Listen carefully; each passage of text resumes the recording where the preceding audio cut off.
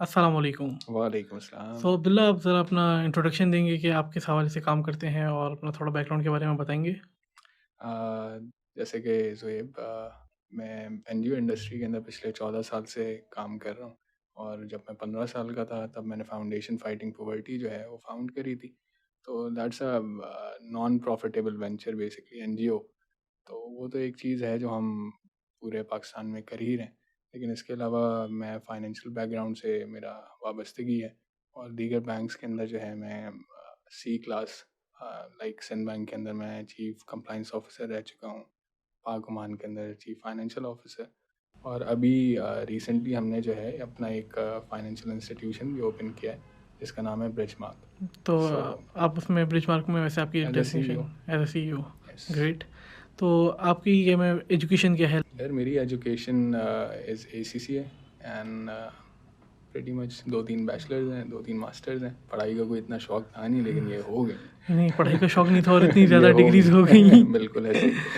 So let's start with the NGO कि हुँ। आप लोग किस सेगमेंट में काम करते हैं मोस्टली? आपके क्या में किस तरीके से प्रोजेक्ट्स हैं? तो उसको थोड़ा-सा डिस्क्राइब करें।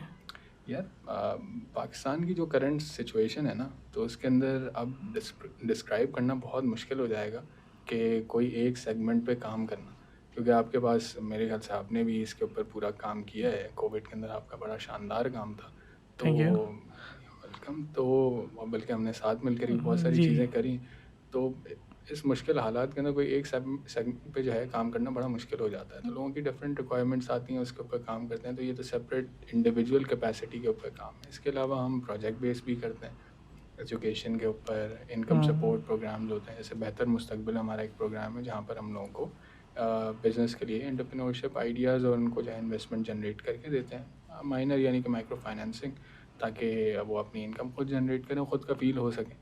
इस तरीके से और भी हैं प्रोजेक्ट्स। लाइक जैसे आपके काफ़ी सारे प्रोजेक्ट्स हैं जो कि हर ईयर में होते रहते हैं, लाइक क्या में राशन ड्राइव हो गई और रमज़ान ड्राइव हो गई, इस तरह की काफ़ी सारी चीज़ें। तो वो सारी आप बताएँगे आप किसमें क्या-क्या कर? यार जैसे आप राशन की बात करें तो राशन की तो कोई क्वांटिटी आप क्वांटिफाई ही नहीं कर सकते। मतलब रेगुलर हमारे पास जो है एक एफआईएस सिस्टम है जो हमने अपना ही इनबिल्ड किया है, एफएफपी इंफॉर्मेशन सिस्टम के नाम से। ठीक। उधर सारी एंट्रीज़ होती हैं पूरे पाकिस्तान से, जो भी मसले मसाइल लोगों के होते हैं वो हमारे पास वहाँ रिकॉर्ड होते हैं। फिर वहाँ से एक पूरा सिस्टम है, वेरिफिकेशन होती है। वेरिफिकेशन के बाद उनकी फंडिंग एंड वो उनका केस क्लोज होता है। तो अब उसके अंदर राशन, उसमें शादी के केसेस, ये सारी वो चीज़ें बता रहा हूँ मैं आपको जो इंडिविजुअल कैपेसिटी में, मतलब these are not project related. तो फिर नहीं, बहुत पर्सनल सारे। कैपेसिटी में काफ़ी सारे प्रोजेक्ट्स आते रहेंगे, हाँ। लेकिन हम वो बात कर रहे हैं कि जो आपके मास प्रोजेक्ट चल रहे हैं, हम्म। जिससे क्या में आपके हर ईयर में वो प्रोजेक्ट्स होते रहते हैं, तो उनके ऊपर यार थोड़ा हर ईयर में बताइएगा। जैसे रमज़ान है, अभी रमज़ान आने वाला है, तो रमज़ान का हमारे पास अफ्तारी प्रोजेक्ट होता है। राशन पर ग्रैंड लेवल के ऊपर होता है। उसके बाद फिर ईद बाज़ार होता है जहाँ पर हम लोगों को मुफ्त उनकी ईद की shopping. That's a very absolute and very creative idea, जहाँ पर हम पूरा एक शॉपिंग मॉल टाइप क्रिएट करते हैं और लोगों को जो है टोकन्स देते हैं, जो को उनका पैसा होता है। वो अपनी फैमिली के साथ होते हैं और लाइक जिस तरह शॉपिंग करते हैं हम लाइक और आप। आम बंदा वहाँ पे आए, अपने हाँ हाँ। टोकन्स ले और और शॉपिंग करे वहाँ पे अपने बिल्कुल पूरे ऐसे ही है। बाज़ार के अंदर। बिल्कुल ऐसे ही है। फिर अभी जैसे हमारे मुल्क में फ़्लड आया, तो हमने बहुत सारी, क्योंकि हमारी पार्टनर एजेंसीज़ भी बहुत सारी हैं, सूरती है इस तरीके से, और फूड पांडा है, इन सब के साथ हमारी कोलैबोरेशंस और सीएसआर एक्टिविटीज़ चल रही होती हैं। तो अभी रिहैबिलिटेशन फ़ेज़ के ऊपर काम हो रहा है, यानी कि घर बनाना उनका। क्योंकि अब शुरू में तो हमने ये किया खाना प्रोवाइड करना, क्योंकि बेसिक नेसेसिटी उनकी के पास थी, वो पानी है तो खाना कहाँ से बनाएंगे और खाना कहाँ से आएगा। तो वहीं पर लाइव किचन्स थे। ये मेजर जी। प्रोजेक्ट्स हैं जो अराउंड पाकिस्तान हमने किए हैं। इससे पहले कोविड का था। तो कोविड के अंदर आपकी क्या एक्टिविटीज़ रही हैं? या कोविड में हमने एक पूरा FFP special task force unit form किया था। उसके अंदर क्योंकि बाहर आप निकल नहीं सकते थे और बड़ा खौफनाक सूरत हाल थी, तो आई रियली, और सबको ही याद होगा कि किस तरह से पाकिस्तान का अराउंड द ग्लोब मसले मसाइल थे। तो हमने वो स्पेशल टास्क फोर्स इसलिए फॉर्म करी थी क्योंकि हम वहाँ पर जितने भी वॉल्टियर्स हैं वो वहीं पर रहें और वहीं से लोगों की हेल्प करें। लाइक मैंने देखा था आप लोग काफ़ी मंथ्स क्या में उसी जगह एग्जैक्टली। पे रहे हैं एग्जैक्टली। फैमिली से दूर, और एग्जैक्टली। कितने मंथ्स थे ज़रा उस बारे में बताएं, और यार कितना राशन आप लोग कर चुके, और काफ़ी सारी चीज़ें इसके अंदर आप डिफाइन करें कि पता चले कि कितनी क्या डिफ़िकल्टीज आप लोगों ने क्या क्या फेस करी। यार वहाँ पर हम तकरीबन 2 महीने वहाँ पर ख़ुद थे। मैं वहाँ से बाहर भी नहीं निकला था। उसका रीज़न यही था कि अगर घर जाते हैं तो घर वाले अफेक्ट हो सकते हैं, दोस्तों से मिलते हैं तो वो अफेक्ट हो सकते हैं, क्योंकि कोविड तो इसी तरीके से चल रहा था। तो वहीं पर रह करके सारी चीज़ें हो रही थी, और सिर्फ मैं नहीं, पूरा जो हमारी टीम थी वो वहीं पर रहती थी, वहीं पर राशन की पैकिंग हो रही है, फिर वहाँ पर सब्जियाँ लोगों तक घर तक पहुँचाना, फिर बहुत सारे लोगों के मसले मसाइल उस दौरान भी चल रहे थे, तो उनको भी केटर वहीं से करना, यानी कि जो हमारा कॉर्पोरेट ऑफिस था वो पूरा बंद हो गया था, वो उसी लोकेशन से जो हमारा यूनिट था वहीं से चल रहा था।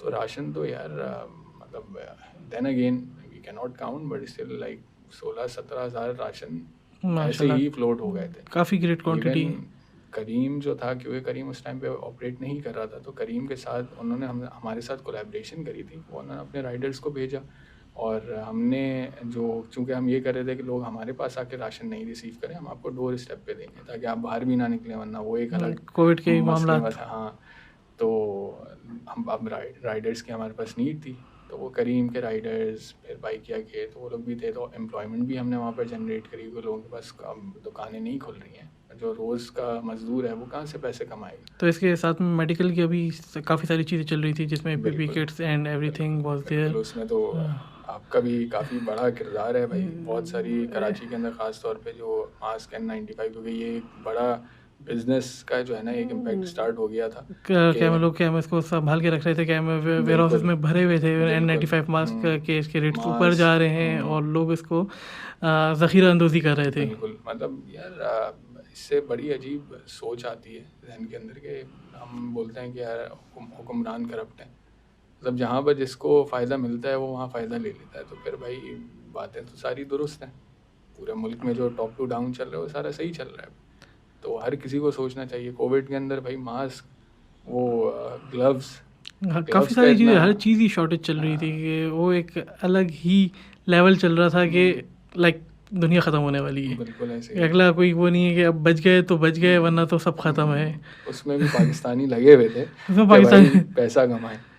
तो अभी काफ़ी एक मूवमेंट चल रही है कि से नो टू बेगर्स, और क्या है, बेगर्स को पैसे नहीं देने चाहिए, तो आप इसमें क्या कहेंगे, आपका क्या पॉइंट ऑफ व्यू है इसमें? यार बिल्कुल नहीं देने चाहिए, लेकिन एक जो हम अक्सर व बेशतर इस चीज़ के ऊपर बात करते हैं कि सस्टेनेबल हल क्या है, तो आप उनको पैसे नहीं देंगे तो वो कहाँ जाएंगे। नहीं, इसको अगेन वो माफ़ी है ना ये पूरा। एक तो बिल्कुल माफिया है, लेकिन एक उसको जो ब्रेक कैसे छोटा सा करेगा। बच्चा भी है, वो भी क्या है, महीने में लाख रुपए से ज़्यादा अर्न करता है, जो फ़कीर बच्चा है, तो दुरुस्त इसके ऊपर बात है। सारे प्रूफ मौजूद हैं। हम्म, तो कहाँ जाएंगे उसका तो हल, वो हमारा हेडेक तो नहीं है, हम्म, वो जहाँ भी जाएं, लेकिन हमसे तो ना मांगे। बिल्कुल दुरुस्त बात है, लेकिन वो जहाँ भी जाएंगे क्राइम रेट बढ़ सकता है, बहुत सारी प्रॉब्लम्स मज़ीद बढ़ सकती हैं, तो उसका कोई ना कोई, बिल्कुल आई एग्री कि उनको पैसे नहीं देने चाहिए, लेकिन सस्टेनेबिलिटी का है, मतलब ये लोग कहाँ से उठ के आ रहे हैं, क्या चीज़ कर रहे हैं, क्या एजुकेशन की कमी है, या क्या एक्चुअल मसला क्या है, कि अगर देखिए, एक लाइक सेम इसको बिजनेस इंसान। बनाया हुआ है। एक्चुअल मसला तो यही है कि ये चीज़ एक बिजनेस है, दुरुस्त क्योंकि बात जब है। बंदा अर्न कर रहा है उससे, और इतना अर्न कर रहा है कि नॉर्मल जो एक बंदा जिसका बी बैचलर्स करा वो 25 से 30 हज़ार रुपये कमा रहा है, कंपैरिजन और ही एक नहीं है, कंपैरिजन ही नहीं है। वो लाइक, तो पहले तो नौकरियां नहीं है, नौकरियां मिल जाए तो वो 25-30 हज़ार की हैं, और एक छोटे से छोटा फकीर भी महीने का लाख रुपए बना लेता है। तो बिल्कुल। एक पूरा बिजनेस मॉडल है ये। बिल्कुल ऐसे ही है। तो इस चीज़ को बैन करने के लिए क्या किया जा सकता है? यार बैन तो देखें इतनी आसानी से नहीं हो सकता, आपको सूरत हाल पता है इस मुल्क की कि किस तरीके से ये पूरा सिस्टम करप्ट है, मतलब चाहे नीचे से चाहे ऊपर से आप देखें तो हर जगह आपको रिश्वत और सारी चीज़ें उसको सपोर्ट और सेफ गार्ड करते हुए आपको मिलेंगी। तभी तो मैं ये चीज़ का तस्करा करूँ कि सस्टेनेबिलिटी इसके ऊपर हम कैसे ला सकते हैं, ये मतलब ये शुरू कहाँ से हो रहा है। जब तक मतलब पॉवर्टी ख़त्म नहीं होगी तो ये चीज़ ख़त्म नहीं हो सकती। बिल्कुल, अब देखें आप भीख नहीं मांग सकते, मैं रोड पे जाऊँ मैं भीख नहीं मांग सकता, तो फिर जब हम नहीं मांग सकते तो हमारे पास क्या ऐसी चीज़ है, चाहे अगर एक सफ़ेद पोश होगा उसके पास पैसे नहीं होंगे फिर भी वो रोड पे नहीं निकलेगा, तो क्या डिफरेंस क्या है और कहाँ पर ये चीज़ स्ट्राइक हो रही है, हमें वो फाइंड आउट करना पड़ेगा और वहाँ पर इस चीज़ को ख़त्म करना पड़ेगा। सर, सफ़ेद पुरुष जो लोग हैं उनको आइडेंटिफाई करने के लिए आप लोगों का क्राइटेरिया है? यार देखिए हमारे पास तो एक सिंपल, जो मैंने आपको पहले भी बताया कि FIS सिस्टम है हमारे पास, यहाँ पर सारी क्यूरीज जनरेट होती हैं, लेकिन हमारे पास जो एक नेटवर्क पूरा, जो एक 14 साल का जो एक जाल बिछा हुआ है, मतलब सारे, चाहे आप कराची के आउटस्कर्ट्स की बात कर लें तो पाकिस्तान के अंदर भी दीगर ऐसे हैं जहाँ पर वहीं के नुमाइंदे मौजूद हैं जो मतलब पूरे उस विसिनिटी को जानते हैं बेहतर तरीके से, तो वो सही। हमारे तरफ जो है ना वो उन केसेस को लेके आते हैं, और फिर ऐसा नहीं है कि उनको हम डायरेक्ट वो पैसे या वो अशिया वो प्रोवाइड कर दें, उनकी वेरिफिकेशन होती है और पता चलता है, और वो भी ये है कि वेरिफिकेशन एक तो होती है ना बड़ी सख्त किस्म की, सख्त। कि वो कि घर जा एक रहे हो, सारी चीज़ें हाँ, वेरीफाई कर रहे हो एंड एग्जैक्टली। जो एवरीथिंग लाइक दैट। पाकिस्तानी लोग हैं, पाकिस्तानी कल्चर बहुत इम्पोर्टेंट है सबके लिए। मतलब आपको अच्छा नहीं लगेगा कि आपके घर के बाहर कोई आके आपसे पूछे और बराबर में आपका हर किसी नेबर की आपको इज़्ज़त के ऊपर देखे। वो होती है सारी इज्जत के चीज़ें। ऊपर बात आ जाती है, तो उसको भी मद्देनज़र रखते हुए वो सारी चीज़ें होती हैं। और फिर बहुत सारे ऐसे लोग हैं जो ज़रूरतमंद होते हैं, जिनको हम पे सपोर्ट करते हैं। बहुत सारे कि हम यार मोस्टली ऐसे हैं जो नहीं बोलते, और अगर आप उनको वेरीफाई करें तो आपको समझ में आ जाएगा कि हाँ यार, यही वो लोग हैं जिनकी मदद करनी चाहिए। तो लाइक आप लोगों के पास कितने मंथली प्रोजेक्ट्स आ जाते हैं, मंथली कितने केसेस आते हैं जिनको आप लोग डील करते हैं? यार कुछ जो बातें बतानी नहीं नहीं पड़ेंगी। नहीं नहीं, मैं आपको बिल्कुल बताऊंगा। लेकिन ये मैं इसलिए हंसा कि यार जो करंट सिचुएशन है, मतलब जो आपको क्या लगता है यार 30,000 40,000 50,000 ये मजाक हो गया है। मतलब गाड़ी का एक टैंक एक वक्त का फ्यूल, मतलब 12-15 हज़ार रुपए का ये एक पता भी वक्त नहीं चल का। रहा वो पेट्रोल जा कहाँ रहा है, बेबरकत इतनी बिल्कुल हो गई उसमें। बिल्कुल बिल्कुल ऐसे ही है। तो यार अगर आप फ्यूल एक हफ्ते में, मतलब आप अपने घर से ऑफिस ही चले जाएंगे, नॉर्मल लोगों की मैं बात कर रहा हूँ जो एक अपने गाड़ी का फ्यूल टैंक भरवा रहे हैं पूरे महीने में, 50-60 हज़ार 75,000 रुपये तो वो अपने फ्यूल पे लगा रहे हैं। अब अगर आप बाइक पे भी कन्वर्ट कर लें तो ये मुमकिन कैसे है, पॉसिबल कैसे होगा? लाइक क्या, तो में 20,000 की नौकरी है, उसमें से बाइक का भी पेट्रोल लगाएं तो सर महीने का मुमकिन ही नहीं है। 5,000 6,000 का तो बाइक का ही पेट्रोल लग सर जाएगा। 5-6 हज़ार नहीं यार, मतलब कैसे मतलब होगा? मिनिमम पॉसिबिलिटी के इतना तो पेट्रोल लग जाएगा, बाकी खर्चे बंदा क्या में 20,000 में कैसे चलाएगा? मुमकिन ही नहीं है, तो हमारा मुमकिन ही जो नहीं है। सैलरीज का जो एक रेट है वो आज तक बढ़ा नहीं है। महंगाई ट्रिपल हो गई लेकिन वो चीज़ कभी नहीं बढ़ी। लेकिन इसमें एक और भी इशू है कि रेट तो 25,000 है हमारा ऑफिशियल, लेकिन 25,000 भी हमारे बिजनेस कम्युनिटी वाले देने के तैयार नहीं है। नहीं, हम तो तो वो बात करेंगे, बंदे ने बैचलर्स किए, उसने लाखों रुपए अपनी पढ़ाई के ऊपर लगा दिए, उसने पूरी ज़िंदगी लगा दी पढ़ने के ऊपर, एट दी एंड जाके उसको 25,000 रुपये मिल रहे हैं, जो बिल्कुल कि अगर दिहाड़ीदार मजदूर से अगर कंपेयर किया जाए उससे तो भी वो कम है। 1,500 2,000 रुपये वो दिन का कमा के बिल्कुल 60-70 हज़ार रुपये बना लेते हैं अपना। बिल्कुल आराम से, आराम से। लेकिन इसमें वही चीज़ है ना कि सिस्टम बात आती है। देखें, अब अगर हम इस बारे में डिस्कशन करें कि पाकिस्तान का हल क्या है, तो हर हर तरफ मायूसी है। अब अगर आप इसको ये सोचें कि इसके हल की तरफ किस तरीके से आगे मूव फॉरवर्ड किया जा सकता है, तो सिस्टम को सही करने की ज़रूरत है। और सिस्टम के अंदर वही जो चंद जो लोग हैं हर तरीके से, जैसे टेक्नोक्रेट्स हैं, ब्यूरोक्रेट्स हैं, आपके आर्मी ऑफिशियल्स हैं, जजेस हैं, ये सारे जो एक पूरा जो एक सिस्टम बनता है, तो वहाँ से ये सारी चीज़ें दुरुस्त हो सकती हैं। फिर ये बात की जा सकती है कि यूनिवर्सिटी का जो बच्चा है वो उसको ऐसी अपॉर्चुनिटी क्रिएट हो। भाई इसमें एक बात आती है कि कौन से हमारे बच्चे मैथमेटिशियंस बन रहे हैं, कौन से फिजिशियंस बन रहे हैं, कौन से कैरियर अप्लाइड गाइडिंग ही केमिस्ट। सही नहीं है हमारी। यार इतना मजाक बनाया जाता है। आपके ख़ानदान में कोई बच्चा आर्ट्स कर रहा हो, उसको बोलेंगे यार इसका स्कोप ही नहीं है, मैथ्स कर रहा हो, अबे पागल हो गए हो क्या? हर चीज़ को डिग्रेड किया जाता है। अब मुझे एक बात बताएं कि दुनिया के चेंज मेकर्स कौन है? आज से 100 साल पहले या उससे पहले तक भी मैथमेटिशियंस, फिज़िक्स, केमिस्ट्री, आर्ट्स। अल्लामा इकबाल कौन थे? आर्टिस्ट थे। सही। मतलब अगर उन्होंने एक नज़म लिखी या उन्होंने शेर व शायरी करी, बहुत सारी चीज़ें वो उन्होंने अपनी सोच उसके अंदर इनबिल्ट ऐसे करी कि लोगों ने, मतलब उसके बिहाफ पे पूरा एक मुल्क बन गया। पाकिस्तान कैसे भाई इतने जोश जज्बे के साथ बन गया?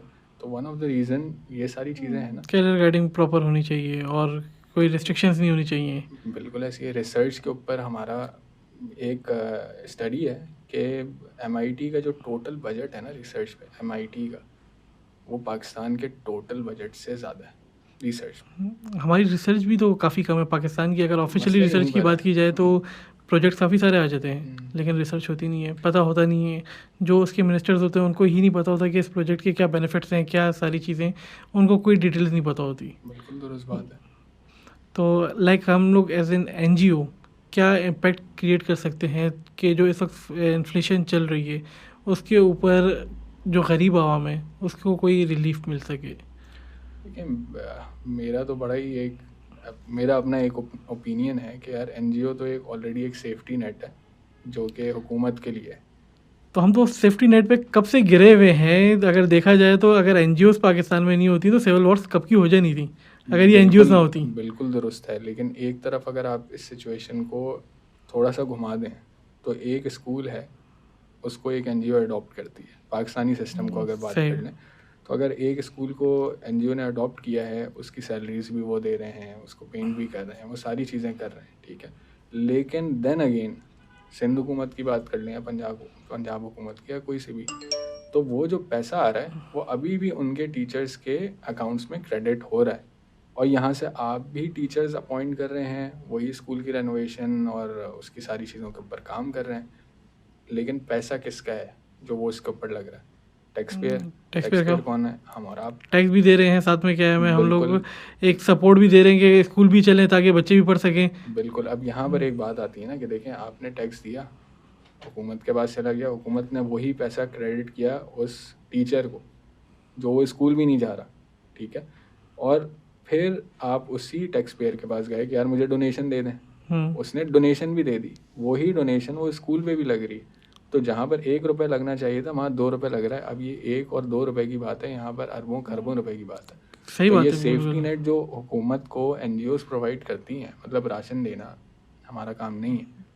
मतलब अराउंड मैंने यूरोप में देखा, मैंने एजुकेशन मिडिल देना, ईस्ट कोई में, भी चीज़ देना किसी ये एनजीओ का काम नहीं होता। बिल्कुल एनजीओ भी के काम नहीं है। काफ़ी सपोर्ट करना। डिफरेंट क्या में चैनल्स हैं, लाइक के कम्युनिटी डेवलपमेंट का काम है मोस्टली एनजीओ का। और यहाँ पर एनजीओ पूरा एक अलग ही तरीके से चल रही है कि लाइक आपको क्या, मैं घर के बिल्स भी देंगे, आपके राशन भी देंगे, आपके बच्चों की पढ़ाई के लिए भी देंगे, आपको शादी हर के चीज़ के लिए पैसे। सपोर्ट करके देंगे। तो पाकिस्तान के अंदर एनजीओ का काफ़ी एक अलग ही किरदार है। बिल्कुल ऐसे ही है, दुरुस्त है। तो ये एक प्रॉब्लम है भाई, एनजीओज 18, 19, 20 हज़ार एनजीओज, ये मजाक है। आप 18-20 हज़ार एन कह रहे हैं, तो इसके अलावा सोशल वर्कर्स कितने हज़ारों के अंदर हैं जो कि आए दिन क्या में पैसे रिलीज करते रहते हैं। और इसके अंदर क्या उसकी में कोई काफ़ी सारे documented स्कैम्स income वगैरह नहीं और अनडॉक्यूमेंटेड काफ़ी सारी चीज़ें हैं कि एक केस 10-10 बार उसके ऊपर पेमेंट्स ली जा रही हैं डोनर्स से। तो इस चीज़ को कैसे रेगुलाइज किया जाए, तो जितने भी सोशल वर्कर्स हैं उनको एक जगह पे लेकर आए और उनको गाइडेंस दी जाए कि अपने प्रोजेक्ट्स को कैसे टैकल करना है। यार ये बहुत मुश्किल काम है यार। हमने एक प्रोजेक्ट स्टार्ट तो किया है एनजीओ कॉरेस्पॉन्डेंस के नाम से, मतलब ये तो मैंने एक स्टार्ट किया। इस तरह की कितनी एसोसिएशंस मौजूद हैं जो ये जो आप बात कर रहे हैं ना, लोगों को एक जगह इकट्ठा करने की, कोई तैयार ही नहीं। भाई मुझे आप एक बात बताएं ना, जहाँ पर करप्शन हो रही हो और करप्शन रोकने की आप बात करें, और जिस एसोसिएशन के अंदर वो रोकने की बात हो रही हो, तो वो कहाँ से आएंगे? ये एक मुमकिन मेन नहीं है। इशू है। और इसके अलावा ये भी है कि जो कि जिनको वो दे रहे होते हैं पैसे, वो भी 10-10 जगहों से ले रहे होते हैं। हर एनजीओ में जाके उन्होंने भी रोना एक डाला होता है कि हमारे साथ ये इशू है, और वो हर किसी को बता के उनसे पैसे ले रहे होते हैं। बिल्कुल ऐसे ही भाई। एक बहुत बेसिक सी चीज़ है कि एनजीओ चलाना, ठीक है यार चलाएं, हर किसी का दिल होता है भाई, अच्छा है कि यार आप लोगों की मदद करना चाह रहे हैं, लेकिन उसके पीछे आपका सेल्फ बैकग्राउंड क्या है? लाइक मतलब अपनी मुझे तरफ से कोई क्या में सेल्फ सफिशिएंट नहीं है, लेकिन वो लोगों की sufficient मदद नहीं करने के लिए निकल चुका है। तो तो चुके हैं, जो कि अच्छी चीज़ है, इसमें कोई दो राय नहीं होनी चाहिए। किसी की सोच है कि यार मैं करना चाहता हूँ, लेकिन उसके साथ साथ आप अपनी जो इनकम स्ट्रीम है वो कहाँ से बना रहे हैं? मेन गोल तो वो वही होना चाहिए ना कि आप अपने आप को इतना बनाओ कि आपको किसी डोनर से लेने की ज़रूरत नहीं पड़े, आप खुद बिल्कुल। लोगों की हेल्प करना पहले स्टार्ट करें। बिल्कुल दुरुस्त बात है। लेकिन ये, और फिर यहीं से करप्शन को जो जन्म है वो लिया जाता है कि आप अगर ये चीज़ देखें कि यार जब उसके पास पैसे नहीं होंगे तो वो कहाँ से वो पूरा करेगा? उसके सामने है, क्योंकि एनजीओ में पैसा करप्शन करना बहुत आसान है भाई। हुकूमत को आप बोलते हैं ना, हुकूमत के अंदर तो फिर मीडिया आ जाती है, प्रेशर ग्रुप्स आ जाते हैं, एनजीओ पे कौन आता है? कोई भी नहीं आता। लाइक आप आपने कोई 4-5 महीने पहले एक फिगर शेयर किए थे कि इतना पैसे आए हैं एनजीओस के पास, लाइक कोविड के वो थी कि स्टेट्स से, तो काफ़ी एक बहुत बड़ा फिगर था, कोई यार करोड़ 550 अरब, ये सिर्फ रमज़ान का फिगर है 2020 का, जो डॉक्यूमेंटेड है, जो बैंक अकाउंट्स या बैंक चैनल के थ्रू गिरा है। जो अनडॉक्यूमेंटेड है वो इसके अलावा, मतलब जो बिल्कुल, अभी जो अनडॉक्यूमेंटेड आप बात हमारे कर फंड रहे ज़्यादा ही होते हैं। हैं, बिल्कुल कम से कम मेरी एंटिसिपेशन है कि 2,500 से 3,000 अरब के दरमियान ये आराम से ये पैसा आगे पीछे फ्लोट कर रहा होगा। अब आप, इमरान खान साहब आए थे कराची, उन्होंने 1100 अरब रुपए की बात करी। आपके सामने एनजीओ का मैं आपको बजट ये खोल के दे सिर्फ रहा हूँ, रमज़ान सर्च का। कर, सिर्फ रमज़ान का, पूरे साल का तो पता नहीं कितना है। तो ये पैसा होता है, लेकिन उसकी सही मैनेजेरियल अप्रोच नहीं फॉलो की उसको अगर प्रॉपर मैनेज करके लोगों की बेटरमेंट के लिए लगाया जाए, कोई ऐसे प्रोजेक्ट्स बनाए जो कि सेल्फ सफिशिएंट प्रोजेक्ट्स हों और वो लॉन्ग टर्म प्रोजेक्ट्स हों। बिल्कुल। लाइक कि छोटी फैक्ट्री लगा दी, उसमें आपको रोज़गार भी मिल रहा है, आपकी एक्सपोर्ट भी बढ़ रही है, आपको इंपोर्ट चीज़ें करने की ज़रूरत भी नहीं पड़ेंगी, तो इकॉनमी में भी फ़ायदा होगा। और इस चीज़ को एक आगे अच्छे, लाइक एक फैक्ट्री बनी है तो उससे 10 और बन सकती हैं। बहुत आसान है लाइक business छोटे को। छोटे हेल्प करने से बेटर नहीं है कि एक कोई बड़ी चीज़ हम लोग करें। बिल्कुल, एक एक और सेगमेंट है जो बिल्कुल अनएक्सप्लोर्ड है एनजीओ इंडस्ट्री में, वो है एग्रीकल्चर का। एग्रीकल्चर 2030 की जो रिपोर्ट है यूरोपियन यूनियन की, तो इफ़ यू सी तो पूरी दुनिया में एक ग्लोबल क्राइसिस आने वाला है आपका ये फूड से रिलेटेड। तो कहाँ से हमारे पास आप, तो सारी एग्रीकल्चरल लैंड्स हैं, तो इनके और ऊपर आप क्या अगर किया ट्रैवल जा सकता करें है? तो आप कराची से बाहर, कराची में तो खैर सारी वही इंफ्रास्ट्रक्चर है, यहाँ से बाहर निकलें पंजाब तक आपको मतलब बैरन लैंड्स मिलेंगे। और ये बड़ा दिल दुखता है ये देखते हुए कि यार हमारे पास अगर ज़मीन है तो उसके ऊपर काश्तकारी क्यों नहीं हो रही।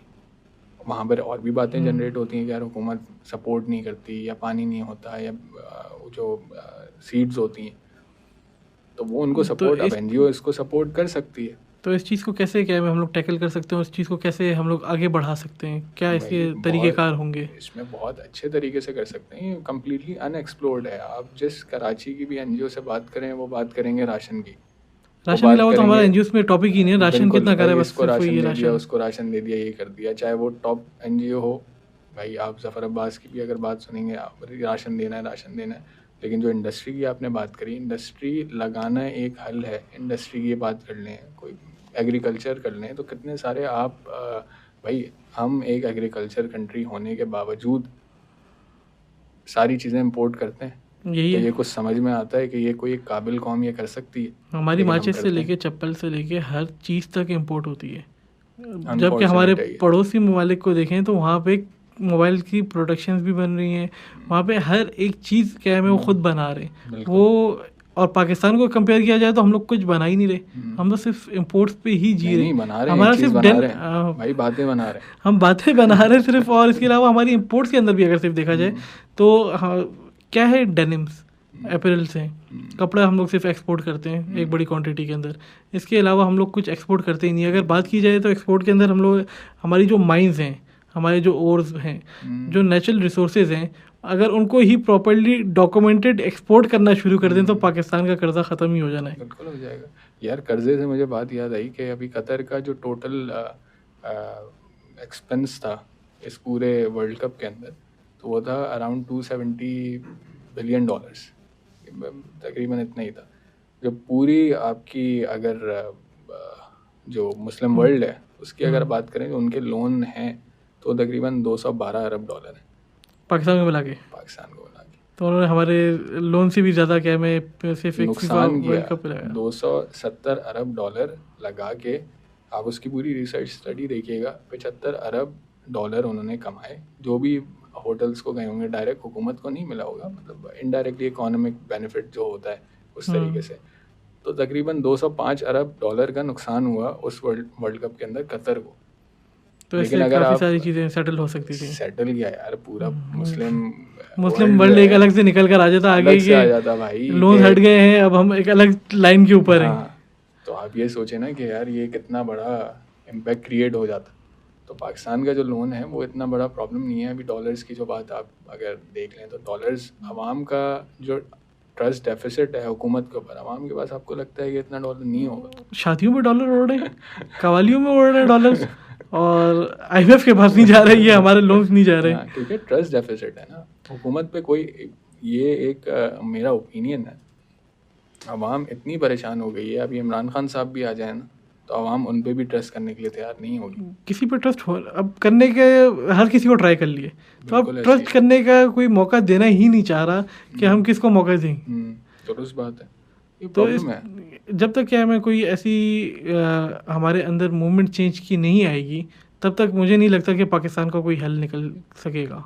काफ़ी डिकेड्स लगने हैं भाई, क्योंकि ये बहुत, एक तो वही एक आम बात है कि भाई सालों की गंद है। तो तब तक फिर सोचिए कि डॉलर 1000 पे चला जाएगा। यार फाइनेंशियल मार्केट में तो यही बात है कि अराउंड 300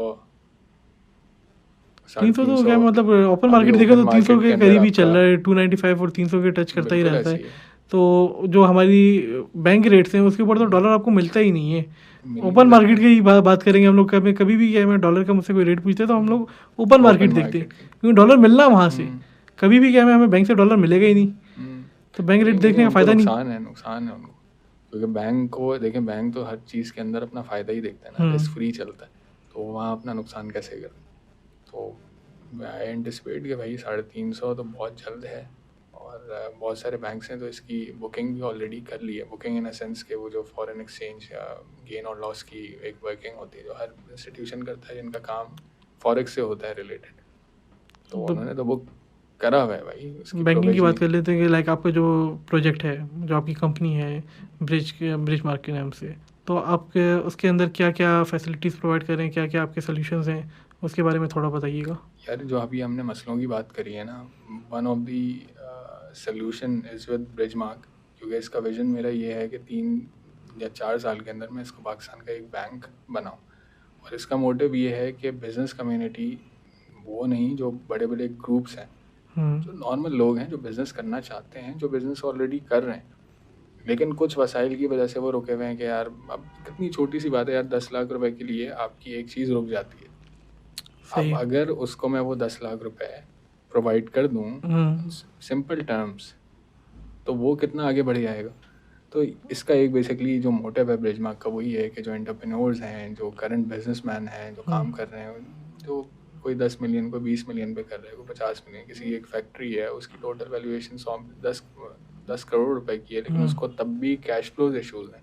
कैश फ्लो के इशू तो पाकिस्तान में हमेशा रहते हैं, क्योंकि हमारे बैंक के पास भी कैश के इश्यूज ही रहते हैं। लाइक आप चेक कैश कराने जाए 1 मिलियन का, वो एक दूसरे की शक्ल देख रहे होते हैं कि 1 मिलियन का चेक आ गया, कैश है कि नहीं है। बिल्कुल ऐसे ही है वो। असल में ये देन अगेन बात वहीं पर ड्राइव करेगी मैनेजेरियल इश्यूज़। ये सिर्फ हुकूमत के मसले नहीं है, अराउंड पाकिस्तान पूरा जो सिस्टम है ना उसमें मैनेजमेंट, वरना आप यार बताएं कि पाकिस्तान के पास पैसा नहीं है, पाकिस्तान के पास हर चीज़ मौजूद है, मैनेजमेंट सही नहीं है। और मैनेजमेंट इसलिए सही नहीं है कि कुछ लोग फ़ायदा उठाना चाहते हैं, वो चाहते हैं कि हर चीज़ हमें ही मिले। लाइक इससे देखा जाए तो हमारा जैसे इंटरेस्ट रेट है 27% पर, 21.54 आपका काइबोर है, एंड देन वो आप मतलब स्प्रेड उसके अंदर लगा लें। हम लोग टोटल देखेंगे ना कि कितना लिया जा रहा है हमसे। बिल्कुल सही। तो लाइक अगर हम लोग दूसरी कंट्रीज को देखें जो फर्स्ट वर्ल्ड कंट्रीज हैं, यार 1% और 4% और कहीं पे तो है ही नहीं, इंटरेस्ट ही नहीं ले रहा, वो इंटरेस्ट फ्री चीज़ें दे रही। बिल्कुल ऐसी है। देखें यही तो वजह होती है कि जो यूएस के क्या पूरे दुनिया के जो टॉप बिलियनियर्स हैं, टॉप 500, वो इन्वेस्ट करना चाह रहे होते हैं। उसका रीज़न ये है कि अगर वो बैंक को वहाँ पर अपना पैसा रखाएं, for example just for talk के भाई $1 बिलियन उन्होंने बैंक में रखवा दिया, तो उसका रिटर्न उनको मिलेगा 4% सालाना। वही पैसा अगर उन्होंने पाकिस्तान में रखवा दिया, now that is risk, but Pakistan में अगर वो रखवाते हैं तो टी बिल्स के अंदर ही उसको 20% मिल जाएगा, 16% का उसको फ़ायदा सिर्फ पाकिस्तान में पैसे रखवाने पर। लेकिन ट्रस्ट ना होने की वजह से पाकिस्तान में पैसा नहीं आ रहा। बिल्कुल ऐसी बहुत सारे लोग इन्वेस्ट क्यों भाई, आपको अगर एक जगह से 1 लाख रुपए के ऊपर 4,000 मिलेंगे और दूसरी जगह से 1 लाख पे 20,000 मिलेंगे, तो आप कहाँ पैसा लगाएंगे? बंदा वहाँ पे लगाएगा जहाँ पे सेफ है, चाहे क्या में 4,000 मिल रहा हो चाहे 20,000 मिल रहा हो, वो क्योंकि पाकिस्तान की सिचुएशन ऐसी है कि वो 20,000 भी ना चले जाए। पॉइंट। लेकिन फिर भी अफ्रीका के अंदर इन्वेस्टमेंट्स हो रही हैं। अफ्रीका इज आल्सो नाइजीरिया, छोटी छोटी कंट्रीज़ हैं जिनके अंदर क्या है काफ़ी सारे इंटरनेशनल जो इन्वेस्टर्स हैं वो इन्वेस्ट कर रहे हैं, और पाकिस्तान के अंदर से कंपनीज ख़त्म हुई जा रही हैं। यार ख़त्म। मैं जब अपनी उसमें था आर्टिकलशिप में, जब मैं ईवाई में था, मैं एचपी का ऑडिट कर रहा था, तो एचपी बंद हो गई पाकिस्तान से। तो ये बात है 2017 की। तो बंद होना तो उस टाइम से ही शुरू हो गए थे, क्योंकि जो पाकिस्तानियों के करतूत हैं वो एक सिंपल चीज़ की वजह से बंद हुई थी कि ओवर इन्वॉइसिंग। मतलब बाहर लोग ये नहीं चाहते कि यार आप उनके साथ जो है ना कुछ फ्रॉड करें, चाहे वो छोटा लेवल का हो या बड़ा लेवल। अगर उनका ट्रस्ट ब्रीच होता है तो ओवर इन्वॉइसिंग किस तरीके से चल रही थी? यार ओवर इन्वॉइसिंग वही होती है कि भाई वहाँ से प्रोडक्ट आता है, अब दैट्स अगेन वेरी कॉन्फिडेंशियल, क्योंकि वो कंपनी एचपी के साथ थी लिंक पूरी, मतलब एचपी था, एचपीआई पाकिस्तान एंड एचपी। और ओवर इन्वॉइसिंग जैसे आपको पता है, अगर कोई प्रोडक्ट है जो इतने का है उतने का वो बिकता नहीं है। सही है, लाइक एमआरपी से ऊपर बेच रहे थे। बिल्कुल वो चीज़ कर रहे थे, और वो जो उसकी इन्वॉइस थी जो अकाउंट्स के अंदर रजिस्टर हो रही थी वो उतनी पैसे पे हो रही थी। ठीक। तो यहाँ पर जब उनको पता चला तो वो दोबारा पाकिस्तान से पूरा सिस्टम उठ करके आई गेस थाईलैंड चला गया था, या आई डोंट नो इंडिया चला गया था, या लेकिन पाकिस्तान से बंद हो गया। हम लोग देखें काफ़ी सारे प्लांट्स इस वक्त बंद हो रहे हैं, क्या में मोटर रिलेटेड भी देख रहे हैं, व्हीकल रिलेटेड भी।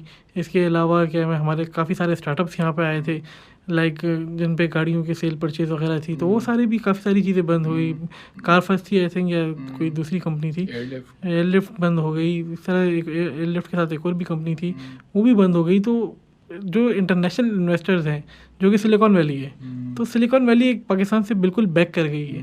जबकि कोविड से पहले देखा जाए तो एक एंटरप्रेन्योरशिप का एक अलग से ही सेगमेंट चल रहा था कि इवेंट्स हो रहे हैं, वहाँ पे इन्वेस्टर्स आ रहे हैं, इंटरनेशनल इन्वेस्टर्स आ रहे हैं और वो पाकिस्तान में इन्वेस्ट करना चाह रहे थे। लेकिन आफ्टर कोविड जो आए हुए थे वो भी वापस चले गए। तो इन चीज़ों को कैसे टैकल करके पाकिस्तान को एक राह रास्त पे लेकर आए कि पाकिस्तान पे लोग पैसा लगाना चाहें? यार देखिए, सबसे पहले तो वो काउंसलिंग की जो हमने पहले बात करी, जो लोग स्टार्टअप की तरफ जाते हैं तो उनको यही नहीं पता होता कि भाई स्टार्टअप है क्या। भाई यहाँ पर जो इंक्यूबेशन सेंटर्स हैं वो स्टार्टअप तो कराते हैं, लेकिन वो अपना पैसा बनाते हैं स्टार्टअप को बनाने के बजाय। यही है, मतलब हर कोई अपना कोई फायदा देखता है, घूम फिर के बाद वहीं पे ही है। इंक्यूबेशन के लिए वो मेरे ख्याल से वो टेबल्स होती हैं, वो कोवर्किंग स्पेस होती है, वो बेचा, ये करा, वहाँ से पैसा बनाया, प्रोटोटाइपिंग वगैरह के लिए करके भाई यहाँ थोड़ी आपको गाइडेंस मिल जाएगी। लेकिन चूँकि मैंने यूएस मार्केट पे भी काम किया है और जो इन्वेस्टमेंट्स होती हैं जो अराउंड हो रही होती हैं ठीक ठाक बिलियंस के अंदर, तो उसमें इतना कोई मुश्किल क्राइटेरिया नहीं होता, बहुत आसान सा होता है। लेकिन सैडली जब मैं ये चीज़ देखता हूँ कि मेरे साथ भी मेरे बहुत सारे दोस्त हैं जो स्टार्टअप के बारे में काम कर रहे होते हैं, लेकिन वो स्टार्टअप की जो डेफिनेशन प्रोवाइड कर रहे होते हैं और जो इन्वेस्टर स्टार्टअप की डेफिनेशन लेके बैठा होता है वो बहुत डिफरेंट है। लाइक प्रॉपर गाइडेंस है ही नहीं ना कि आपने अपनी पिच कैसे रेडी करनी है। ये आपको बेसिक्स है। यहाँ पे बीबीए है, एमबीए है, आपको उसमें नहीं बताया जाता कि आपने अपनी पिच को कैसे रेडी करना है, अपने फाइनेंशियल मॉडल कैसे बना के इन्वेस्टर को दिखाना है जिससे वो इन्वेस्टर एग्री भी कर जाए। यहाँ पे तो वो सारी चीज़ें जो कि 90s में चल रही थी और वो अब चीज़ें यहाँ पे उस टाइप की पिचेस बन रही होती हैं जो कि क्या में 10 साल 15 साल पहले ही की हैं। बिल्कुल ऐसी तो डॉक्यूमेंटेड नहीं होती चीज़ें। आपने बहुत अच्छी बात की फाइनेंशियल मॉडल की। मॉडल बहुत डिफाइंड और डिटेल्ड होता है। हमारे पास बंदा क्या है कि भाई वो 100 रुपये की सेल होगी, 80 रुपये कॉस्ट लगेगी, 20 रुपये प्रॉफिट आ जाएगा, ये मॉडल है। ये कौन सा मॉडल है भाई? मतलब बहुत सारी प्रोजेक्शन होती हैं। शार्क टैंक को देखें तो वो काफ़ी सारे ऐसे टर्म्स यूज़ कर रहे होते हैं कि जिनका पाकिस्तानी एंटरप्रेन्योर्स को पता ही नहीं होता कि ये कह क्या रहे हैं। वो जिस तरीके से अपने फाइनेंशियल्स बता रहे होते हैं तो हमें तो फील ही नहीं हो रहा था कि ये बोल क्या रहे हैं। बिल्कुल ऐसी है, दुरुस्त है। वही है ना, लिटरेसी नहीं है उस चीज़ के लिए और बिज़नेस को प्रमोट भी नहीं किया जाता। देन अगेन स्क्वायर वन पे अगर बात लेके चली जाए तो मैथ्स को प्रमोट करना नहीं है। मैथमेटिशियंस कुछ बनेंगे तो उनका कुछ दिमाग चलेगा, कोई रेवोल्यूशनरी प्रोडक्ट लेके आएंगे। पाकिस्तान की आज तक कोई रेवोल्यूशनरी प्रोडक्ट है ही नहीं है। वो इसीलिए नहीं है। नासा में हमारे कोई लोग हैं नहीं है। जो दुनिया में जो हम इन्फ्लुएंशियल या रेवोल्यूशनरी समझते हैं उसमें क्या पाकिस्तानी कहीं मौजूद है? लेकिन उसमें सबसे ज़्यादा इंडियंस हैं और हर बड़ी कंपनी में उनके। लेकिन उसके ऊपर भी एक चीज़ है, इंडियंस मोनोपोली बहुत गंदी और ख़तरनाक खेलते हैं। आप दुबई में देख लें तो दुबई के अंदर सारे के सारे इंडियंस भरे हुए हैं और उन्होंने पाकिस्तानियों को बहुत सुथरे तरीके से काटा है। ठीक है, हालांकि और पाकिस्तान जो है वहाँ पर जितने भी लोग जाते हैं तो वो पाकिस्तानियों को इतनी फौकियत नहीं देते। इंडियंस जो हैं वो एक जाता है वो पूरा अपना गांव लेके चला जाता है भाई। ये है, मतलब यहाँ पे ये है कि मैं निकल गया हूँ तो मैं किसी को नहीं लेके जाऊँगा, कोई और अच्छा ना हो जाए। बिल्कुल ऐसी है। तो इस चीज़ के अंदर एक है पाकिस्तानियों में, भाई हम मुसलमान हैं, हम ये इस पे ईमान भी रखते हैं कि यार अल्लाह ताला ने रिस्क देना है। ठीक है, जब अल्लाह ताला ने रिस्क देना है तो आप मेरा रिस्क कैसे खा सकते हैं भाई? आप मुझसे बड़ी कुर्सी पे चले जाएं, मैं आपसे बड़ी कुर्सी में, जितना मेरा है मुझे मिलेगा। पाकिस्तान तरक्की इसी वजह से नहीं करता ना कि कोई और अच्छा ना हो जाए, कोई अच्छा ना हो जाए कि इसके चक्कर में वो अपने आप को भी और ख़राब कर लेते हैं। बिल्कुल। और उसमें मतलब एक बात की ये होती है ना कि यार नॉर्मली लोग हज करने जाते हैं तो अपने नाम के साथ हाजी लगाते हैं। भाई जब आप इस तरीके का कोई नेक काम करते हैं तो अपने नाम के साथ अपना वो नेकी का एलिमेंट जोड़ते हैं। तो जब आप बुराई करके आते हैं तो वही नाम अपने नाम के साथ भी जोड़ लें। तो ये मुनाफिकत जो है ना, जो हमारे वो कोई नहीं जोड़ेगा। हालांकि यार आप देखें कि कितने लोग अभी उम्रे का रमज़ान के अंदर लोग जा रहे हैं और पाकिस्तान से बहुत जा रहे हैं यार। लेकिन यहाँ पर आज भी नीचे भी बैठ करके हम देख लें तो अगर कोई चाय भी बेच रहा होगा या कोई फल भी बेच रहा होगा या कोई और मिज़ान बैंक की, आप यार बैंक के ऊपर बात कर लेते हैं कि क्या में लाइक इस्लामिक बैंक्स हैं तो इस्लामिक बैंक्स क्या में कवर कैसे कर रहे हैं इस्लामिक बैंकिंग को, इंटरेस्ट हेफ्टी चार्ज करके और उस चीज़ को इस्लामिक वे में लेके जा रहे हैं। यार मेरा इसमें एक सवाल है कि इस्लाम क्या चीज़ है? इस्लाम तो बहुत खूबसूरत सा एक जो है ना सिस्टम है ना, कि जहाँ पर सारी चीज़ें आपकी फ़िट होती हैं और अच्छे तरीके से हर कोई अपनी एक ज़िंदगी गुजारता है। मीज़ान बैंक इस्लामिक बैंक है। सही। इस साल उन्होंने 45 अरब रुपए का प्रॉफिट कमाया है, प्रॉफिट आफ्टर टैक्स तो ये 45 अरब। तो ये प्रॉफिट किस वजह से बना है? इस्लामिक बैंक होने की वजह से? बिल्कुल ऐसे ही है भाई, थोड़ा बिल्कुल डिटेल में ऐसे ही बताएंगे? बिल्कुल ऐसे ही है भाई। आप और मैं इस्लामिक प्रोडक्ट को ज़्यादा खरीदेंगे, जबकि अगर मैं आपको इसको डिटेल में डिफ़ाइन करूँ भाई, बैंक किस तरीके से वर्क करता है। बैंक का बहुत एक सिंपल मॉडल है कि आप गए, आपने पैसा डिपॉजिट कराया। फॉर एग्जांपल आपने 1 लाख रुपए डिपॉजिट करा दिया, कायबोर इस टाइम पे चल रहा है 21.54, ठीक है। सही। आपको बैंक ने देना है भाई 13% 14% का। यार सर आप जो है ना डिपॉजिट रखवा लें, सेविंग सर्टिफिकेट रखवा लें, या आपने बोला यार मुझे सूद नहीं चाहिए, मुझे आप जो है ना करंट अकाउंट खोल दो। सही। बैंक तो खुशी से पागल हो जाएगा, बोलेगा हाँ यार ज़बरदस्त भाई, करंट अकाउंट पे ले आए। अभी आप ये सिनेरियो पूरा समझें कि एक जगह आपने पैसे लगाए हैं, उसका 13% आपको मिल रहा है। फॉर इंस्टेंस दूसरा कस्टमर गया और उसने जो है 1 लाख रुपए उसने भी उस बैंक के अंदर डिपॉजिट करा है, लेकिन उसने करंट अकाउंट में डाल दिया। अब नाउ मैं गया बैंक के पास, मैंने बोला यार मुझे गाड़ी लेनी है या मुझे कुछ भी कोई लोन लेना है फॉर इंस्टेंस, तो यार मुझे लोन दे दो। उसने बोला ठीक है यार सर आप लोन ले लें, आपको हम लोन देंगे कायबो +3 पे, सही। कायबो +4 पे, यानी कि 21.54 पे 3% और लगा लें, जिसको स्प्रेड कहते हैं, ठीक है। तो ये 24% या 25%, और लीजिंग कंपनी तो K+5 पे जाती हैं, तो 27% तक आपका जो है इंटरेस्ट मार्जिन चला जाता है। अब देन अगेन ये पैसा जो मुझे बैंक देगा वो कहाँ से आया? पब्लिक का पैसा है। वो पब्लिक का पैसा है। एक बैंक को रजिस्टर करने के लिए आपको सिर्फ 10 अरब रुपए चाहिए होते हैं, 10 अरब रुपए, क्योंकि बैंकिंग की हम बात कर रहे हैं तो यहाँ पर जाहिर सी बात है लोग समझेंगे यार अरबों की बात हो रही है तो ये बहुत ज़्यादा पैसे हैं। बैंक से अंदर बैंक के लिए 10 अरब करोड़। रुपए, 1 अरब रुपए कुछ भी नहीं है। वो मतलब दिन की एक छोटी सी जो है ना, वो कहते हैं चेरी ऑन द केक वाली जो मिसाल है, वो इस तरीके से। तो अब वही पैसा जो आपने 1 लाख या जो दूसरे कस्टमर ने 1 लाख दिया था, वही 2 लाख उसने मुझे दिया 27%। आपको वो कितना रिटर्न दे रहा है 1 लाख पे? 13%।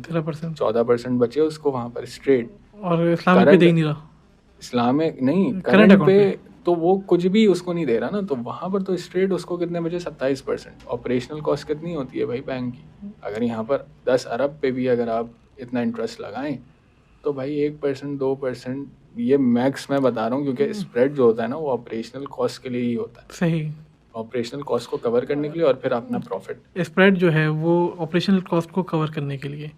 तो फिर अगर पब्लिक का ही पैसा है जो कि पब्लिक ने 13% पे बैंक पे रखवाया हुआ है, वही उसको 21% पे क्यों मिल रहा है?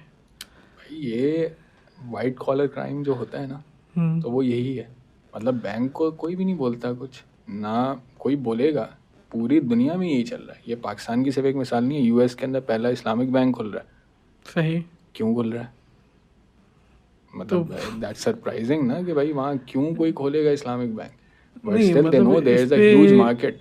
लाइक अगर ये चीज़ हो रही है तो इसको क्या में बंद कैसे किया जा सकता है? कि मतलब इसको कम कैसे किया जा सकता है? बंद तो कोई चीज़ नहीं हो सकती पाकिस्तान में, लेकिन कम कैसे किया जा सकता है? कम भी नहीं हो सकता है, क्योंकि ये सिनेरियो ये है कि अगर जब कायबोर आपका 13% था, 14%, 15%, तब यही कहानी चल रही थी कि 5-6% दे रहे थे तब। 5-6% मिलेगा, बाकी का जो स्प्रेड है, जो भी उनका प्रॉफिट है वो उनके स्प्रेड अलग लेना है, क्या मैं उसके अंदर से परसेंटेज अलग लगाना है। एग्जैक्टली। फिर आप जब कोई चीज़ उनसे प्रोडक्ट लेते हैं तो उसकी इंश्योरेंस कॉस्ट भी जो है वो आप कस्टमर देता है, आपकी सर्वेयर कॉस्ट कस्टमर देता है। एक दिन भी पेमेंट लेट हो जाए, late payment fees, service charges अलग। बिल्कुल ऐसे ही है। तो अब आप ये देखें ना, लेकिन इसके ऊपर कोई बात नहीं करता। उसका रीज़न क्या है कि नॉलेज नहीं है। सही। ठीक है, अगर ये चीज़ की एक बेसिक नॉलेज समझ में आ जाए तो भाई ये तो एक फाइनेंशियल क्राइम है। मतलब एक सिंपैथी के टर्म के अंदर वैसे तो एक सही है भाई, बिजनेस है, लोग बता के वो आपको दे रहे हैं ना कि भाई 13% हम आपको देंगे, और वही पैसा अगर आप हमसे लेने आएंगे तो हम आपको 27% पे देंगे। अब वो ये तो नहीं कर रहा कि बैक एंड पे जाके आपको कर रहा है, वो नहीं, सामने हमें इशू नहीं कि वो हमें 14% दे रहा है और जो लोन ले रहा है वो उसको 21% पे दे ना, उस पे स्प्रेड क्यों ले रहा है? फिर प्रॉफिटेबल उस पे से रखे। नहीं, उसमें मसला है। उसमें नहीं, सिनेरियो ये है कि जो 21% है या 21% वो है कायबोर। सही। अब बैंक आपस में जो लेंडिंग करता है ना, वो के पे करता है। फॉर एग्जांपल मेरे पास भी कस्टमर है, आपके पास भी कस्टमर है। अब आपसे मेरे पास ज़्यादा आ चुका है, ठीक है, मेरे पास क्यूरी आ गई है 200 अरब की, आपके पास है ये 100 अरब की, लेकिन हम्म, आपके पास 200 अरब पड़े हुए हैं, ठीक है, तो मैं आपसे 100 अरब अगर लेंड करना चाहूँगा ना, तो मैं आपसे के पे लेंड करूँगा, सही। ठीक है, कि यार आप मुझे पैसे दें, ठीक है, मैं आपको के पे या के से कुछ कम, या और भी ऐसी लैंडिंग एजेंसी हैं, पीएमआरसी है, और भी आपकी यूएनबी बैंक करती टू है। बैंक लोन्स जो रहते बैंक हैं, टू बैंक जो लोन्स होते हैं ना, वो के पे होते हैं, तो इसलिए वो के जो लाइक है ना, हर्षद मेहता केस। वो तो एम्बेजलमेंट है ना, वो तो एम्बेजलमेंट इस तरीके से है कि भाई आपके पास अगर किसी का पैसा है, फॉर एग्जांपल 1 करोड़ रुपए पड़ा हुआ है, और आपको 1 महीने का बीच में जो है एक तरह से विंडो मिली हुई है, अब वो आप 1 करोड़ को 10 दिन के अंदर 2 करोड़ कर दें, 10 करोड़ कर दें, 100 करोड़ कर दें, लेकिन इसी के लिए एक लॉ जनरेट हुआ था एम्बेजलमेंट का, कि अगर किसी का पैसा है तो वो उसी के अकाउंट में मौजूद होना चाहिए, और या वो डॉक्यूमेंटेड होना चाहिए, सही। अदरवाइज तो वो एम्बेजलमेंट में काउंट होगा और वो फाइनेंशियल क्राइम है। लाइक अगर हमने पीछे इतनी सारी बातें की कि पब्लिक सही नहीं है, गवर्नमेंट सही नहीं है, तो यहाँ पे बात करते हैं फाइनेंशियल इंस्टीट्यूशन भी हमारे सही नहीं है। जितने भी बैंक्स हैं हमारे, उनकी एप्लीकेशंस नहीं चल के दे रही होती हैं, उनके अगर प्रॉफिट्स आपके सामने कि छोटे छोटे प्रॉफिट्स भी इनके लगाए तो एक इतनी बड़ी अमाउंट बनती है कि जिनको काउंट नहीं किया जा सकता। बिल्कुल ऐसे ही लेकिन है। इनकी सर्विसेज इतनी ख़राब कि लाइक हमने पहले ही डिस्कस किया कि एक चेक लेके चले जाएं 1 मिलियन का, तो वो एक दूसरे की शक्ल देख रहे होते हैं। एप्लीकेशन खोलें तो एप्लीकेशन पे सर्वर डाउन होते हैं, पासवर्ड अपने ही लगा रहे हो तो वो बोलते हैं इनकरेक्ट पासवर्ड है। तो ये बिल्कुल अपनी सर्विसेज को क्यों नहीं बेटर करते जब इतना ही कमा रहे हैं? बिल्कुल करना चाहिए, लेकिन फोकस नहीं होता ना। फोकस एक तो एक और इशू है, जो स्टेट बैंक है हमारा, उसके ऊपर आईएमएफ का इतना ज़्यादा प्रेशर है कि चूँकि मैं डायरेक्ट स्टेट बैंक के साथ ये सारी चीज़ें मैंने देखी है सिंध बैंक के अंदर, क्योंकि सीसीओ का काम ही यही होता है कि भाई बैंक के लियोज़ॉन आप बने हुए होते हैं स्टेट बैंक के पास। सही। तो अब कोई भी मसला आ रहा है तो स्टेट बैंक आपको बोलेगा कि यार ये सिनेरियो है, ये करके दें, ये आपने नहीं किया, फलाना नहीं, आप मतलब आपके बैंक, ठीक है। तो वो इतना ज़्यादा प्रेशर होता है कि बैंक की सबसे ज़्यादा जो फोकियत होती है वो ये होती है कि स्टेट बैंक को खुश रख लें। सही कि कोई क्या है हमारे ऊपर बात ना कर सके। बात अगर पेनल्टी स्टेट बैंक ने लगा दी तो वो डायरेक्ट जो है ना वो क्रेडिट कर देंगे सही। आपके अकाउंट से, अच्छा, वो खुद ही काट लेंगे। वो खुद ही काट लेते हैं। मतलब उनको ज़रूरत नहीं है कि वो आपसे पूछेंगे सर आपका ये चालान आ गया है, आप जो है ना ये हमें पैसे भिजवा दें, ऐसा नहीं, वो उनके पास खुद ही पड़े वो काट, खुद ही काट लेंगे। बिल्कुल ऐसे ही है। तो भाई स्टेट बैंक को खुश रखना और स्टेट बैंक की जितनी भी शराइतें हैं उनको पूरा करना, बैंक सबसे ज़्यादा इस चीज़ के अंदर इतना उलझा हुआ होता है कि आपकी सोच है बैक ऑफिस की, मैं आपको सारी बात बता। सही। जो फ्रंट ऑफिस है उसमें ट्रेनिंग चल रही होती है, चीज़ें हो रही होती हैं, लेकिन अब अगर भाई कराची जैसे शहर की अगर बात की जाए तो यहाँ पर वही बात आ जाती है, जो स्टूडेंट होगा, जो क्रीम आएगी वैसे ही आपको डिस्प्ले में मिलेगा। अब वो तो है ही पढ़ नहीं, के ही सही नहीं आए हुए तो वो आगे तो क्या वो क्या करेंगे? उस चीज़ को, हालांकि इस चीज़ की बात नहीं है, सिस्टम्स भाई बहुत सारे। अब मिज़ान बैंक की अगर जो बात हुई है 45 अरब, देन अगेन उसमें एक बात रह गई थी, वो ये थी कि जहाँ से सवाल मैंने आपसे किया था इस्लाम क्या है, तो भाई अगर इस्लामिक वैल्यूज़ के ऊपर हैं, तो अगर आपको पता है कि यार आपका मुल्क इतनी मुश्किल हालात में है, लोग इतने प्रॉब्लम्स के अंदर हैं, तो 45 अरब अगर प्रॉफिट कमा रहे हैं तो भाई कुछ दो ना। किसका पैसा है वो? 10 अरब की जो इक्विटी है वो किसकी है? अगर ये ओपन बुक्स आप खोलें उसके अंदर तो आपको समझ में आ जाएगा किस किस का कौन कौन इन्वेस्टर हैं और कौन कौन मेजर शेयर होल्डर्स हैं उसके अंदर। मेरा जो मेन क्वेश्चन था वो ये था कि हमारा जो इंटरेस्ट रेट है वो कम होकर क्यों ना 10% के अंदर आ सके? वो तो अभी नहीं हो सकता क्योंकि इन्फ्लेशन से डायरेक्ट उसका एक ताल्लुक भी है, और भी बहुत सारे फैक्टर्स हैं जो उसके ऊपर हिट होते हैं। जब आपकी मुल्क की हालात, अब इसमें यही एक सवाल आ जाता है कि भाई डॉलर को 10 रुपये कर दिया जाए, वो हम कर सकते हैं, लेकिन फिर वो यही होगा कि भाई वो 10 रुपये की इतनी वैल्यू गिरेगी कि भाई आप जो चीज़ आज जैसे आटा 10 kg का 1400 का है ना, तो वही आपको 14,000 का मिलेगा। नहीं, लाइक हमने जो इंटरेस्ट रेट है उसमें से 14% 13% तो देना ही पब्लिक को वापस है। तो इससे बेटर ये नहीं है कि हम लोग उसको चेंज करके कम कर दिया जाए, और लाइक उसको हम लोग अगर कम करते हैं और क्या, मैं जो लोन लेना चाह रहे जो नया बिजनेस लगाना चाह रहे हैं उसको कोई फैसिलिटी मिल जाएगी। नहीं, लेकिन इसमें एक फ्लॉ आ जाएगा ना कि जो पैसा दे रहा है वो भी तो कुछ कमाना चाहेगा। लाइक पूरी दुनिया में 4-5% है तो वो भी 4-5% कमाए ना। हाँ एग्जैक्टली, लेकिन भाई आप इसमें एक चीज़ समझे ना कि अगर तो आप जो है किसी को बैंक को अगर पैसे देते हैं और बैंक को बोलते हैं कि 0% इंटरेस्ट के ऊपर, फॉर एग्जांपल जो करंट अकाउंट का जो सिनेरियो है, वही बात है कि हमारे तो मोस्टली अकाउंट्स ही करंट है, तो ज़ीरो तो मिल ही रहा है पहले ही पब्लिक को। तो वो जैसे बैंक से ऊपर आएगा कि जब बैंक कम कर देगा तो बैंक के ऊपर ही वो चीज़ घूम फिर कर आनी है कि वो एक जगह पे 21.5 चार्ज कर रहे थे, वो अब दोबारा 10 चार्ज कर रहे हैं। बिल्कुल ऐसा है, लेकिन इसके अंदर बहुत सारे फैक्टर्स इंक्लूडेड हैं जो बहुत कॉम्प्लिकेटेड हैं। मतलब इट्स नॉट वेरी इजी कि वो 21% से हम 10% पे ले आए, पाकिस्तान पूरा हिल जाएगा, पूरा का पूरा हिल जाएगा। जो अभी तक लोन्स दिए हैं वो सारी चीज़ें दोबारा वो बिल्कुल हिल सकती बिल्कुल, हैं। क्योंकि बहुत सारी देखें, एक चीज़ है ना कि आज आपने 21% कर दिया, कल 22% एंटिसिपेशन तो खैर 25% की है, सही। वो हो जाती है, उसको कम कर देते हैं या ज़्यादा कर देते हैं। तो आज की जो बुकिंग हुई है, मतलब फाइनेंशियल टर्म के अंदर वो चीज़ करेंगे तो वो तो नुकसान में जाएगी ना, सही। या वो फ़ायदे में ज़्यादा चली मतलब एट द जाएगी। एंड बैंक को लॉस होगा, बैंक कम करता है इंटरेस्ट रेट। बैंक को सर लॉस नहीं होता, इंटरेस्ट रेट इंटरेस्ट रेट फायदा कम होगा ना, वो लॉस नहीं होगा, फायदा कम हो जाएगा। फ़ायदा कम हो जाएगा, लेकिन बैंक को सर लॉस नुकसान की नहीं नहीं, होता। फायदा कम वो होने की, जैसे जो इंश्योरेंस एक्सपेक्टेड कंपनी प्रॉफिट है वो कम हो जाएगा। बिल्कुल ऐसी है, इंश्योरेंस कंपनी काम कर रही होती है। अब आप बोलें कि यार इंश्योरेंस, हम तो यार लाइफ इंश्योरेंस दे रहे हैं और देखो फलाने को हमने जो है ना इतना पैसा दे दिया, इतना पैसा दे दिया। भाई आप ये भी तो बताएं कि आपने कितने लोगों को इंश्योरेंस दी भी है, और उस इतने बड़े पूल में से जो आप इन्वेस्ट कर रहे हैं, वही बैंक से भी बड़ी एक चीज़ है कि भाई अगर उन्होंने 10 करोड़ रुपए की अगर इंश्योरेंस बेच दी सही, और किसी एक का क्लेम आ जाता है, तो एक को उन्होंने 1 करोड़ रुपए दे दिया, 9 करोड़ तो उनके पास हैं। और फिर प्लस बात और ये है कि क्लेम्स के यहाँ पे एक तो उसको कैरी करना एक इशू हो जाता है कि वो प्रोसेस ही नहीं होके दे रहे होते।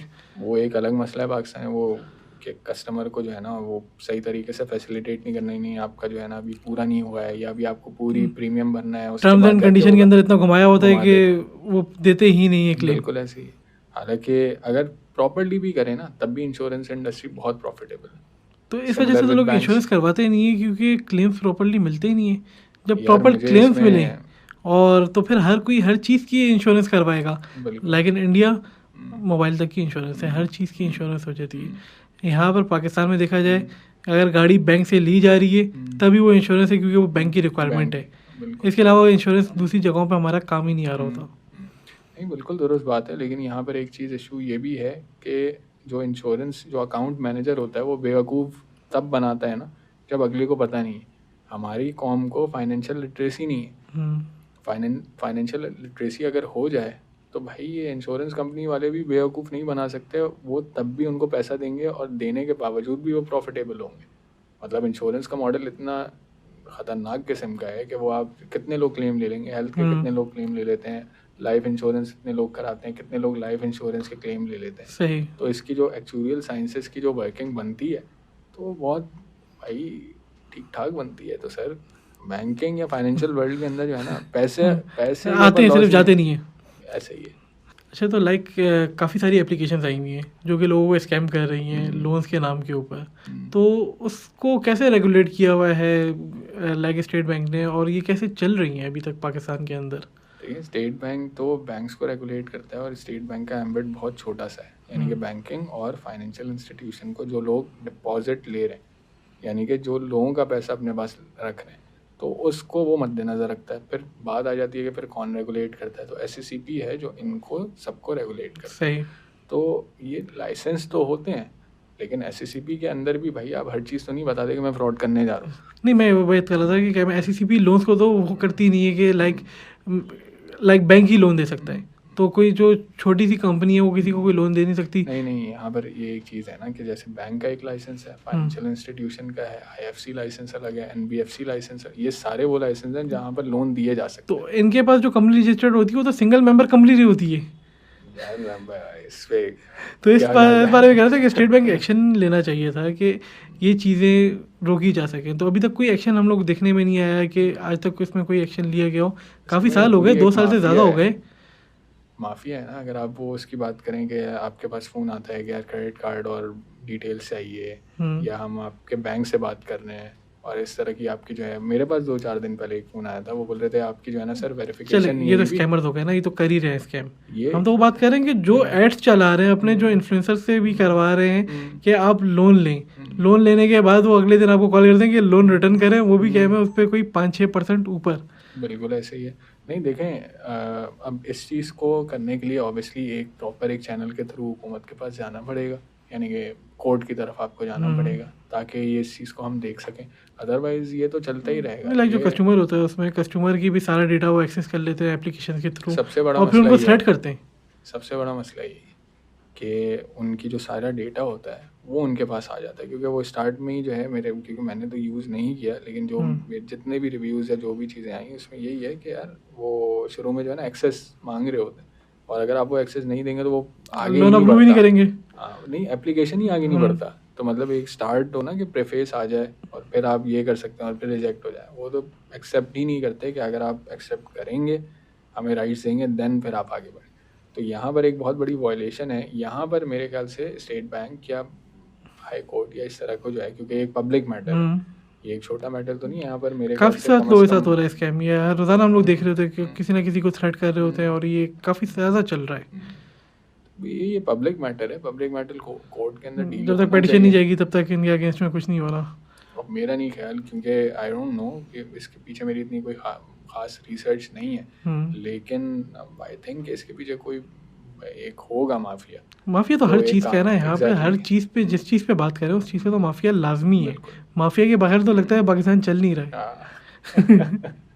बिल्कुल हम ऐसे ही कचरे की बात कर है। ले, कचरे पे माफिया है, पानी पे बात करें पानी पे यार माफिया। कचरे पे जिस इतना बड़ा काम हो सकता है पाकिस्तान के अंदर, पानी के ऊपर काम हो सकता है, कचरे के ऊपर रिसाइकलिंग। अभी एक जो हमारे भैंस कॉलोनी है कराची के अंदर, वहाँ पर जो गाय का जो गोबर है उसके ऊपर इतना बड़ा इशू क्रिएट हुआ है कि वो रेगुलर जो है वो सारा का सारा डंप डिस्पोज होता है पानी के अंदर। सही। तो अब वो एक अलार्मिंग सिचुएशन है। हालांकि उसी से हम इतना ज़्यादा पैसा बना सकते हैं, लेकिन वो एक वैक्यूम क्रिएटेड, कोई इसके ऊपर काम नहीं कर रहा। हमारी जो एंटरप्रेन्योरशिप है वो भी सिर्फ कॉपी पेस्ट चल रही है कि बस जो बाहर चल रहा है उस चीज़ को कॉपी करके यहाँ पे चला लिया। अपने जो इश्यूज़ हैं हमारे उनको रिजॉल्व करने की तरफ कोई जाता नहीं है। तो बहुत कम ऐसे लोग हैं कि जो किसी तरफ चले जाते हो, फिर अगर जाने भी लगें तो उनको लोग ही मना करते हैं, घर वाले ही मना करते हैं कि ये कभी सही नहीं होगा, ये कभी ठीक नहीं हो सकता, इसके ऊपर वर्किंग करना बेकार है, ये कभी भी एक बिज़नेस नहीं बन सकता। तो ऐसे काफ़ी सारी चीज़ें हैं। यार ये चीज़ें तो हैं, लेकिन लोगों को मैं अपनी अगर स्टोरी बताऊं तो यार मुझे बहुत प्रेशर था कि मैं डॉक्टर बनूं। सही। और मैंने MBBS मेरा इनरोल भी हो चुका था, मैंने MBBS छोड़ करके फिर ये अकाउंटेंसी फील्ड ज्वाइन करी। और वो सिर्फ इसलिए ज्वाइन करी कि यार मैंने बोला कि मुझे ये सब भी करना है, घूमना भी है। और ये बैक जब मैं 17-18 साल का हूँ, 19 साल का हूँ, उस टाइम की बात कि यार मैं अगर ये मेडिकल कर लेता हूँ तो आज जिस उम्र में मैं हूँ यहाँ पर जाके मैं कंसल्टेंट बनूंगा और फिर शायद मैं दरवाजे से बाहर निकल के जो है ना कुछ दुनिया देख पाऊँगा या कुछ कर पाऊँगा। तो ये तो इंसान हमारे ऊपर भी ये बेसिकली इट्स अ मोटिवेशन कि यार अगर आपको कोई रोक रहा है और अगर आपको फर्म बिलीव है कि आप जो करना चाहते हैं वो होगा तो वो होगा, उसमें कोई दो राय नहीं होनी चाहिए। और वो हो जाता है, अल्लाह ताला उसको मुमकिन करा देता है। रिस्क लेना पड़ता है। रिस्क लेना पड़ता है, वही एक चीज़ है, high risk high rewards, low risk low rewards. तो एजुकेशन को हमारी जो एजुकेशन लिटरेसी है उसको कैसे बढ़ा सकते हैं, जो फाइनेंशियल एजुकेशन है हमारी उसमें क्या काम कर सकते हैं हम लोग? पहले तो ये डिस्कस करना पड़ेगा ना लिटरेसी रेट बनता कैसे है यहाँ पर। तो ये है कि वो अखबार पढ़ ले और सिग्नेचर कर ले। तो यहाँ पे तो अभी सेंसस चल रहा है और सेंसस ही सही नहीं है, तो लिटरेसी रेट पे हम लोग क्या में बात ही नहीं कर सकेंगे। लेकिन फाइनेंशियल एजुकेशन कैसे क्या में हम लोग इसमें एक अच्छी तरीके से कर सकते हैं? यार इस पे स्टेट बैंक को हमें अप्रिशिएट करना चाहिए, ये काम कर रहे हैं फाइनेंशियल लिटरेसी के ऊपर। गाँव देहातों तक में ये काम कर रहे हैं कि वहाँ जा कर के लोगों का अकाउंट्स खुलवा रहे हैं, लोगों को बता रहे हैं कि किस तरीके से, मतलब गोशवारा क्या होता है, गोशवारा आपको पता है? डॉक्यूमेंट्स वगैरह नहीं, गोशवारा बजट को कहते हैं। सही। अब वो ये मुझे कैसे पता चला, मैंने वो फाइनेंशियल लिटरेसी की किताब स्टेट बैंक की खोली ना, उसमें लिखा हुआ था गोशवारा। मैंने बोला भाई गोशवारा क्या है? गोश्त की दुकान। मुझे भी ऐसे ही लगा। तो वो फिर पता चला बजट है। सही। तो वो उनको सिखा रहे हैं, चीज़ें कर रहे हैं, लेकिन इट्स अ लॉन्ग प्रोसेस जिसके अंदर जो है ना मुल्क के अंदर बहुत सारे लोग अच्छा काम कर रहे हैं और ब्यूरोक्रेसी और सिस्टम के अंदर रहते हुए भी कर रहे हैं, लेकिन जो बुराई है वो ज़्यादा है, तो टाइम लगेगा, अचानक से नहीं हो सकता। तो लेट्स एंड रमज़ान आने वाला है, आप एक पब्लिक को क्या मैसेज देना चाहेंगे कि अपनी जो एक डोनेशंस हैं वो जिस तरीके से देते हैं तो उसको कैसे बेटरली दिया जाए कि जो ले रहा है उसका फ़ायदा हो सके? ये ना हो कि किसी को 1000 रुपये मिल रहा है, उसमें 1000 रुपये में आजकल कुछ भी नहीं हो सकता।